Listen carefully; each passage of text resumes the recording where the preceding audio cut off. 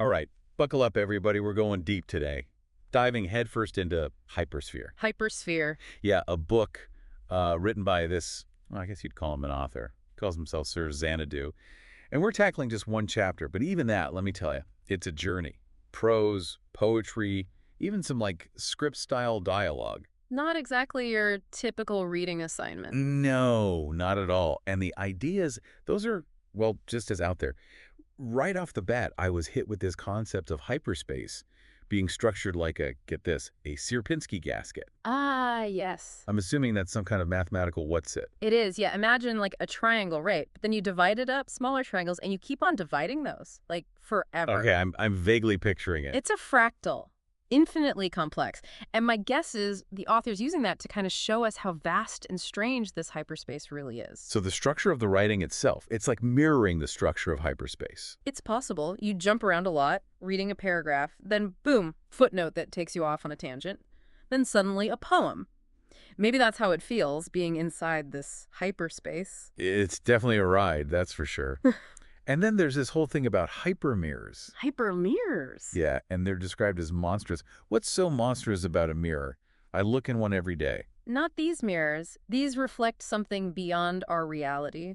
Hyperreality, the author calls it. Like, you look in the mirror and it's not you looking back. Okay, now that's creepy. It gets into this idea of simulacra, copies without an original. Make a copy of a copy. Eventually, it's got nothing to do with the real thing. Like in the chapter, there's the Hyper-Anglo-American Encyclopedia, which is, you guessed it, a reprint of a reprint. Exactly. So removed from the original source, who knows what's true anymore. And then there's Timmy Tingler, the character. His identity is constantly being, like, messed with, represented over and over. Poor Tammy. It's like he's lost in this hall of hypermirrors, can't even tell which reflection is the real him anymore. It makes you wonder how much of what we see, what we experience, is even real. And that ties into another big piece of this chapter, the social commentary.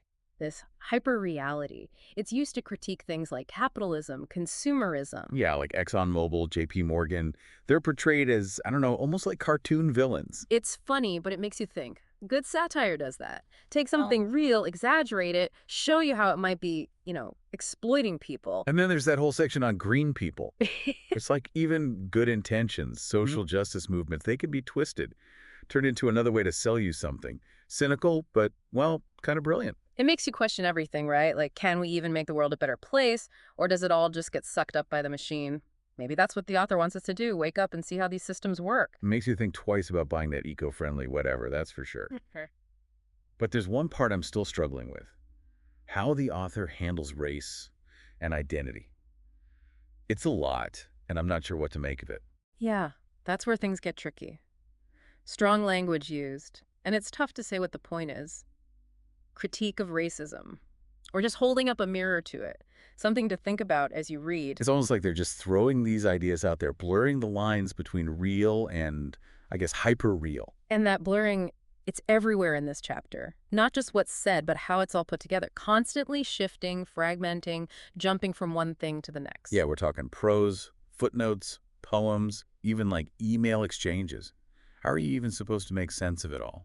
Maybe that's the point, like some books jump around in time or tell the story from different points of view. It's kind of like that here, a way of showing how messy and confusing things can be, especially in this digital age, right, with information overload. So the authors are deliberately trying to make us feel overwhelmed. I think it's more like reflecting how it really is for us.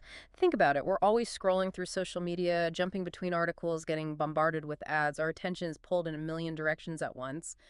Maybe the author's trying to capture that in the writing. Okay, yeah, I get that. But some parts, I've got to admit, were just confusing. And that's a valid reaction. Not every book clicks with every reader. And this kind of experimental writing, it's challenging. It asks you to work a little harder, piece things together. Yeah. Be okay with not having all the answers. It's like a puzzle where some of the pieces are missing. Exactly. But sometimes those are the most interesting puzzles, right? The ones that don't have a neat little solution. They make you think differently, see things from new angles. True. And there are moments where things click and it's like, whoa, that's deep. Like that line, death is the white privilege of the proletariat. Provocative for sure, but it makes you stop and think. Powerful, right? It shows how language can be used to challenge us, make us see things in a new light. Speaking of powerful, there's a section that deals with some heavy stuff like Child pornography and exploitation. Pretty disturbing. I'm not sure what the author was trying to accomplish by including it. That brings up a big question. How do we represent difficult subjects in art and literature? Is it ever okay to depict these things? And if so, what responsibility does the author have to handle them carefully? It's one thing to use satire to critique social problems, but it's another to exploit them for shock value. It's a tough balance, and ultimately it's up to each reader to decide if the author went too far. Definitely a conversation worth having, but let's shift gears for a second and talk about some of the more playful elements of the chapter, like that email exchange between Emma Zizek and, wait for it, Donald Trump. I know, right? Totally out of left field. Yeah. But it somehow works. It's so bizarre and over the top you can't help but laugh. But there's also this dark side to it, like Emma's obsession with Trump, her desire to be consumed by his power, even if it destroys her. It's kind of terrifying. It speaks to how easy it is to get caught up in these cults of personality, even when we know they're bad for us. Absolutely. And the way she uses all this political and economic language to describe her relationship with him, it's fascinating. Like her body becomes this battleground for all these bigger ideological conflicts. So we've talked about the satire, the social commentary, the experimental style, but if you had to boil this chapter down to one central theme, what would it be? I'd say it's this idea of hyper-reality and how it's changing the way we see the world. Remember all that talk about the hypermirror and the hyperpedia? It's like the author's saying we're living in this world of distorted reflections where it's harder and harder to tell what's real. And that blurring of reality is reflected in the fragmented nature of the chapter itself. It's like a mirror shattered into 1,000 pieces. Which makes you wonder if everything becomes hyper-real, if we lose touch with any sense of truth, what happens to our values, our beliefs, our sense of self? Yeah. If everything's a copy, does anything really matter? It's a pretty dark thought, and the chapter doesn't shy away from it. We see it in Timmy Tingler. He's a victim of this hyper-real world. He's being used. His identity is fragmented and scattered across the digital world. Trapped in this endless loop of simulations and copies with no escape. And in a way, aren't we all vulnerable to that as we rely more and more on technology and digital media? We risk losing touch with the real world, with what truly matters. So what's the antidote? How do we navigate this hyper-real world without losing ourselves? That's the million-dollar question, and there are no easy answers, but I think it starts with awareness. We need to be critical of the information we take in question. The narratives we're being fed, seek out different perspectives. It's about taking control, right?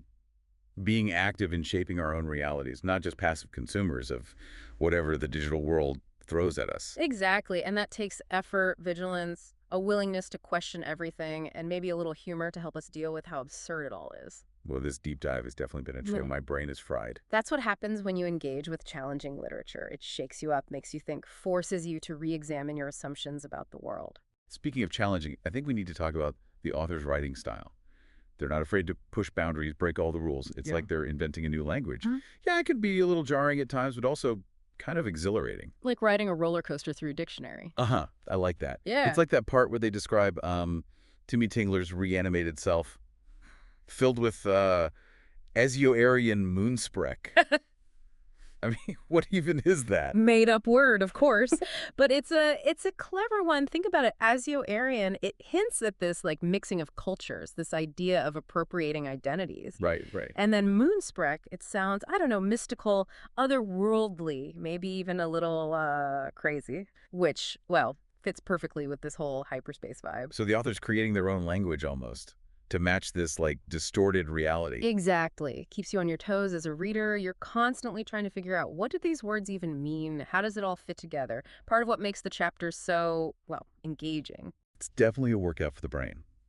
But speaking of workouts, my brain is a little fried after all this. If you had to sum up this whole crazy chapter, what's the main takeaway for our listeners? I think it's a reflection, in a way, of our own reality. You know, how things are getting more complex, more fragmented.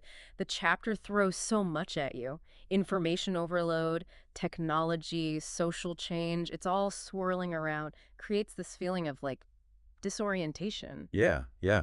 Like how we feel in the real world sometimes. Exactly. So it's not so much about finding answers, but more about asking the right questions. Exactly. It's about being aware. of the forces shaping our reality, the media, corporations, the technologies, and being willing to, challenge them. Being critical thinkers, not just passive consumers. That's it. And maybe having a little sense of humor along the way helps too. Definitely. Because let's face it, some of this stuff is so absurd, you just got to laugh. Humor, it's a powerful tool, helps us deal with the chaos, the Yeah. darkness. Well, I think we've done a pretty good job unpacking this wild and challenging chapter. But as always, I'm left with more questions than answers. That's the sign of a truly great work, isn't it? It stays with you, makes you think, question, explore. So to our listener, if you're feeling a little bewildered after this deep dive, that's okay. It's kind of the point. The real journey begins when you close the book and start grappling with these ideas on your own. And who knows, maybe you'll discover your own version of hyperspace out there in the real world. Keep your eyes open, your mind sharp, and your sense of humor handy. Yeah. You never know what you might find.